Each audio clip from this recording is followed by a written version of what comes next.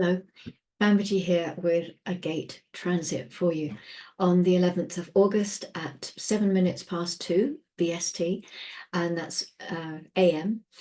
The sun moves into gate 4. This is the gate of youthful folly, the gate of formalisation. So let me share my screen with you so you can see where it is. Oh, I don't need it there. Right. Get organized. Okay, so you can see here the gate 4.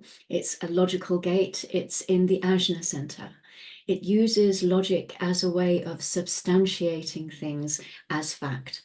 And it works under the pressure of the head centre from the gate of doubt. It's the potential to have an answer to the doubt, always holding some awareness that answers and formulas are only potentials. They're not necessarily solutions or facts. This is a gate of good fortune. And through this gate, it becomes clear that the most grounded path is based on logic. To use logic to be able to substantiate things in fact protects us from misjudgment. This gate through the understanding circuit is related to the channel of judgment down in the 1858 between the root and the splenic center. And this circuit as a whole can be very critical. If you think there's also the channel of talent here, we're very critical of talent and of people who put themselves up as having great skill and having mastered something. So it's a very judgmental and critical circuit. It's a circuit that moves through the splenic center. It's through that side of the body graph. And this gives us some insight into where there could be some misalignment in the movement of logic and in the timing of logic. And it comes down to frequency. The splenic awareness, it operates in the now. It's very immediate. It's our primal fight or flight thing. Instinct, impulse. But the mind's frequency or the ajna's frequency, it operates over all time. It has a much bigger picture. It's kind of almost, I guess, a bit more laid back than the splenic center. So the pressure of doubt or the pressure of suspicion, this can last a lifetime. The I Ching name for this gate is youthful folly. So the potential is to have an answer to the doubt.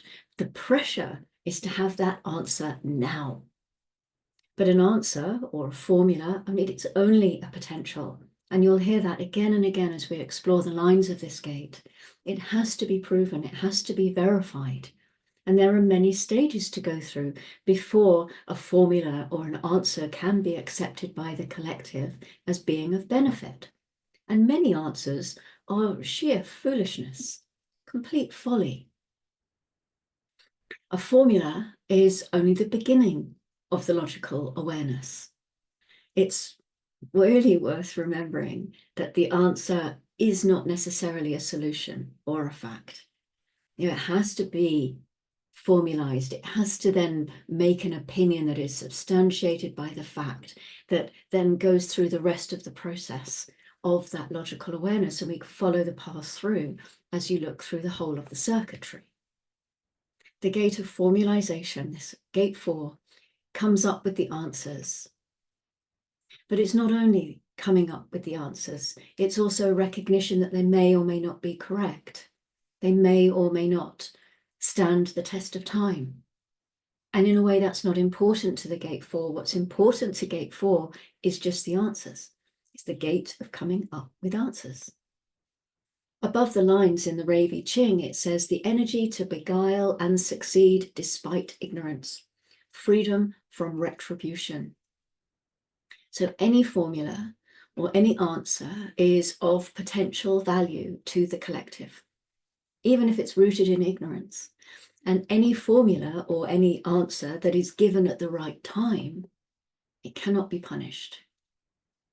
And it's essential that the mind, in answering, recognizes that the answers themselves are right and wrong, depending on so many factors, and that in time one learns to recognize the difference because it's a process. It's a deductive process. It's not a moral issue of right or wrong.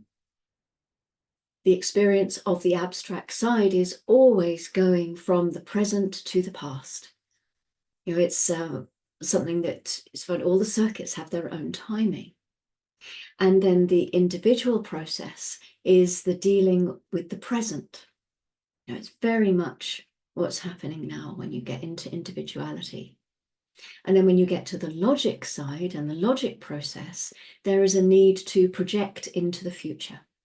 Everything about the logic process is about finding a way in which we can be secure in the nature of the direction in which we're taking our lives, so that humanity can be preserved, so that it can prosper. The fourth hexagram, it's the need to be able to provide a solution that can be experimented with. Remember this side of the body graph as well, this logic side, it's all about experimentation. When you get to the abstract, we have experience or experiential, but experimental here in the logic side. And this is all about guaranteeing that perfection of the human process. Logic is universal in all life forms. And so the logical mind is of enormous value to humanity. It is the only part of the mind that directly asks questions and gives answers. One of the first questions many children will ask is why? And that comes out of this this point of the 63-4. It's that logical human question of why? What's it all about? What's going on? Give me an answer. So the question coming from the 63, the gate of doubt. And when you have these two together, what we have is the channel of logic. It's a design of mental ease mixed with doubt. So the question gets answered, there's a moment of, okay. And then it's like, yeah, but what if? What if? All of that can come through this 63-4. So the fourth gate has the potential awareness to judge what is suspicious in the pattern or not. Remember, logic again is all about patterns. It's a concentration on the pattern to come up with the answer. So the question is it suspicious or not? The answer is about answering the question about the pattern. Everything about the logical process is about patterns. The doubt is always initiated by a pattern. The answer always has to do with whether the pattern is worthy of doubt. The fourth gate, like the 18th gate of correction, has a gift. The 18th gate has the ability to be able to recognize at any moment what needs to be corrected. The fourth gate has the gift of always being able to come up with an answer. Both of these are risky things, because what can be corrected at any given moment and then an answer that's provided at any particular moment is not necessarily the truth. It's not necessarily something that is going to prove to be of any value to humanity once it's been tested and experimented with. You may never get that seal of approval that logic really wants. We always have to be deeply suspicious of logical answers. It's almost our God-given right. We have to question these things. Answers are the beginning of a process, nothing more. They're a beginning. And they are the generation of a formula. The fourth gate is the gate of formulation. An answer is a formula. Ra said that this gate reminded him of Groucho Marx when he had been eating in a restaurant and a waiter came up to him and said, "How did you find your steak, sir?" And Groucho Marx replied, "Beside the potatoes and underneath the lettuce." It's an answer.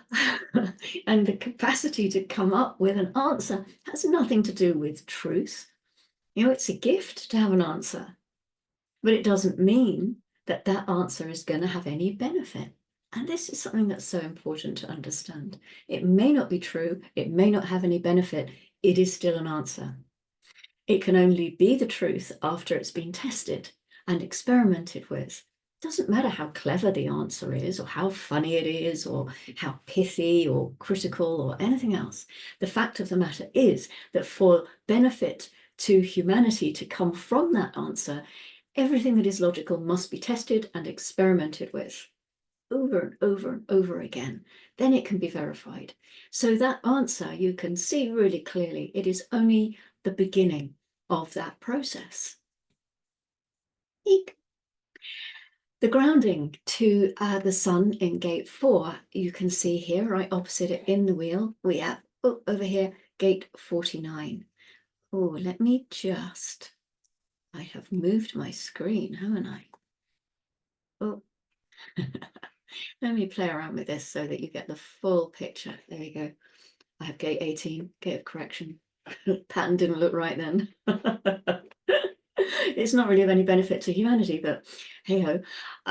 So gate 4 here, gate 49, right opposite it. So this is the gate of revolution, the gate of principles, and it is what does it say, above the lines of the Ravi Ching, it says ideally the transformation of forms and based on the highest principles, not simply for power.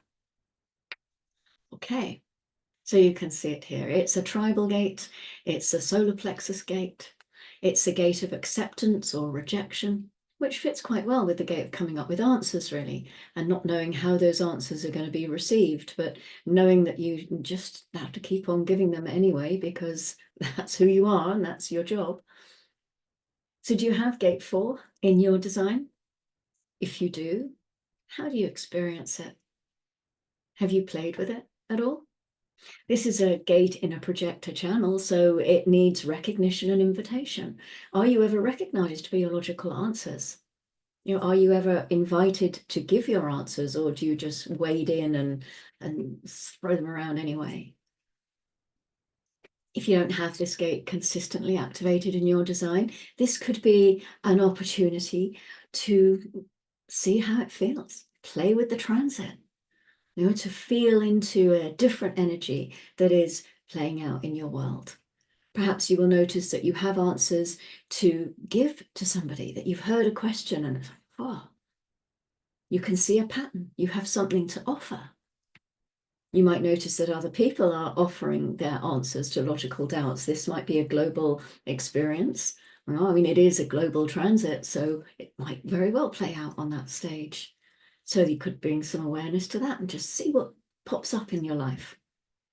If this is a transit activation for you, then also bring some awareness to the fact that it is just weather. It's all just passing through. In a few days' time, this energy will have moved on and we will have something else to play with. And there's also the thing with if you have an open head, then, or an open head center, I think I have both today, then it's the thing of are the questions that you are trying to find answers for, are they really of interest to you? Or are they just something that you are taking on because you've got this open head and because you've got all these questions, I'm going to find the answers to those. So look at your design, put gate 4 into the context of your design, because that's really how it's designed to work. It's not a gate that's in isolation to anything else. That's how I look at it in the transit, to explain its energies and its nature. But look at it in the context of your whole design. And that's really when it becomes so valuable to you. And that's when the logic of the system can play out. And yeah, and you can just experiment and experiment. It's a logical system. Experiment with it. It's also a sensing abstract thing. You have it in your experience, and it is your experience. So that's gate 4. I would love to hear anything that you have to say about it. Please do leave a message in the comments. We'll get in touch somehow. And I will see you. We move into gate 29 in about 5-6 days' time. That's fun as well. They're all fun, aren't they? I'm really enjoying this process. So I will see you in a few days' time. Enjoy gate 4, and until we meet again, go gently.